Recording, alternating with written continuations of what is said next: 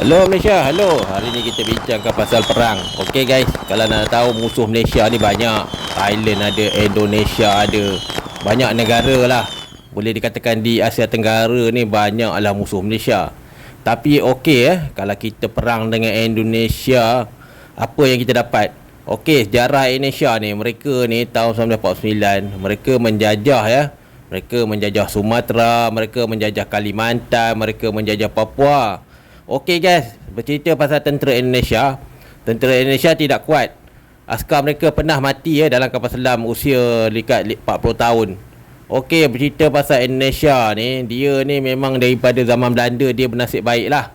Sebab pada masa tu Asia Tenggara ni hanya Republik Indonesia aja ada senjata. Indonesia dia jajah wilayah-wilayah ni dengan cara membunuh sultan dan raja dan keturunannya. Selain menghapuskan keturunan, mereka juga mengamalkan peperangan ala Wet Kong, iaitu secara diam mereka membunuh minoriti-minoriti yang melawan.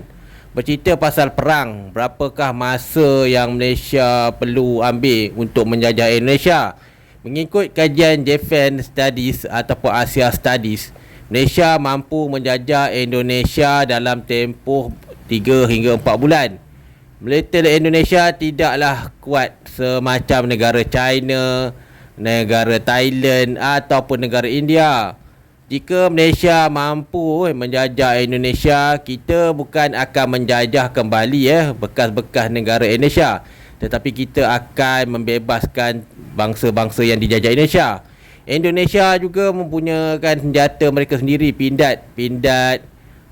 Kalau kita dapat menyerang Navy, Air Force mereka dulu, kita mungkin dapat menjajah mereka dengan lebih mudah. Jika perang darat, kita pegang laut di Asia ni, jadi kita boleh blok Indonesia daripada mendapat bantuan. Lemah tentera Navy Indonesia tak kuat Mereka ni boleh dikatakan sistem pembelian mereka banyak menggunakan produk buatan mandiri, pindad juga saya lihat semasa latihan selalu jam. Okey, radar Malaysia kita mempunyai radar yang lebih baik daripada Indonesia. Indonesia tidak mempunyai radar seperti kita kerana mereka banyak membeli peluru dan juga senapang. Dari segi perolehan, kita mempunyai penasihat daripada negara-negara FDPA dan juga NATO. Okey guys, ini adalah alat-alat pengesan Navy Indonesia Anda boleh lihatlah berapa mudahnya Malaysia mampu mengalahkan Indonesia dalam perang besar.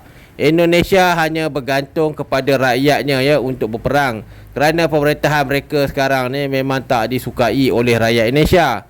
Dengan sistem yang kita ada, kita dapat mengesan apa saja yang berlaku di dalam perang dengan Indonesia.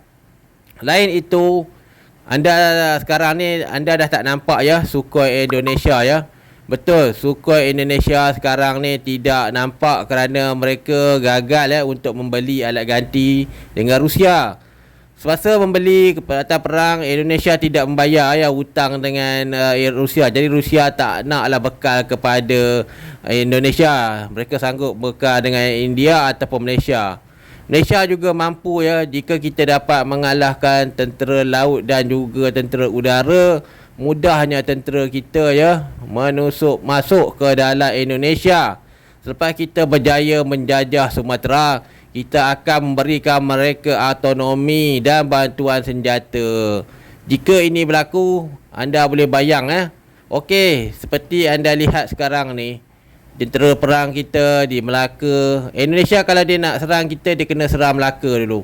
Sebab dia kena ada satu tempat. Kalau tak, dia hanya tembak dari jarak jauh daripada Sumatera. Di wilayah lain kita tak pasti, tapi di daerah yang paling kritikal ialah Sumatera. Begini kita punya aset Aset Malaysia kebanyakannya 60 tahun lagi depan pada Indonesia. Indonesia tahun 2020 dia baru beli Jadi sebab itulah kalau kita lihat dia nampak baru, sebab dia tidak ada perolehan 60 tahun lepas. Berbanding dengan aset Malaysia, aset Indonesia yang anda lihat sekarang kebanyakannya kapal mereka baru, jet mereka baru. Negara Indonesia ya, jika anda boleh lihat ya, mereka masih menggunakan senjata Soviet. Okey, anda nak tahu, kalau anda tak tahu, inilah senjata-senjata milik Indonesia ya, mirip tahun 1960-an. Sebenarnya senjata ini sangat senang ya dimusnahkan oleh pesawat pejuang. Jika ia melemaskan tembakan, ia tidak dapat bergerak jauh lebih daripada 50 km selepas ia menembak. Dengan ini, kita Malaysia dengan mudah ya dapat menghapuskan arteri berat milik Indonesia seperti di Ukraine dan Rusia. Lebih mudah ya jika Indonesia serang dulu. Selain menyerang, radar kita dapat mengesan kedudukan.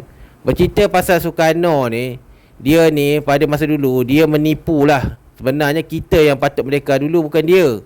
Sumatera juga mahu merdeka, Kalimantan mahu merdeka. Jadi betapa mudahnya perdagangan ya, mudah ya. Jika Sumatera merdeka, kita dengan mudahlah dapat berdagang dengan Indonesia. Sekarang ni Indonesia menyekat ya Sumatera dan Kalimantan menjual produk ke Malaysia. Okey guys, inilah ya tentera Malaysia ya pada 10 tahun akan datang. Jika berlaku perang, Malaysia hanya akan tunggu saja Indonesia merang. Jika Indonesia menyerang Malaysia, kita akan mendapat kelebihan yang lebih. Negara Eropah ataupun senjata-senjata daripada Eropah, kita akan dapat dibekalkan dengan lebih mudah kerana kita diserang. Lain itu, jika kita lihat pada tahun 1960-an, dalam tempoh setahun saja Indonesia telah tewas. Jadi kita Malaysia jika berperang dengan Indonesia, kita boleh menang sebab Indonesia ni kita dah buktikan pada tahun 1960-an, tak sampai setahun ya, askar mereka, general mereka surrender. Walaupun negara mereka ni ramai, tetapi tentera mereka dari segi kapasiti dengan Malaysia tak jauh beza. Cuma lebih 100 hingga 200 ribu. Berbanding dengan Indonesia 1949, kita boleh lihat negara Indonesia sekarang. Bangsanya banyak datang ke Malaysia ya, banyak yang datang untuk memulakan hidup baru di Malaysia. Ini kerana revolusi lah, bangsa Indonesia ni terkenal dengan revolusi. Pihak Indonesia juga ya, selain mudah dikalahkan, kita dapat merdekakan wilayah Sumatera Kalimantan yang dah lama dijajah. Okey guys, ini pada tahun 1960-an ya, banyak askar Indonesia ditangkap dan dipukul oleh askar Malaysia.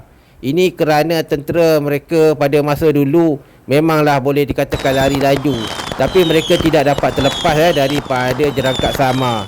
Bukan senang nak perang dengan negara luar ya. Apapun akhirnya hidup Malaysia menang.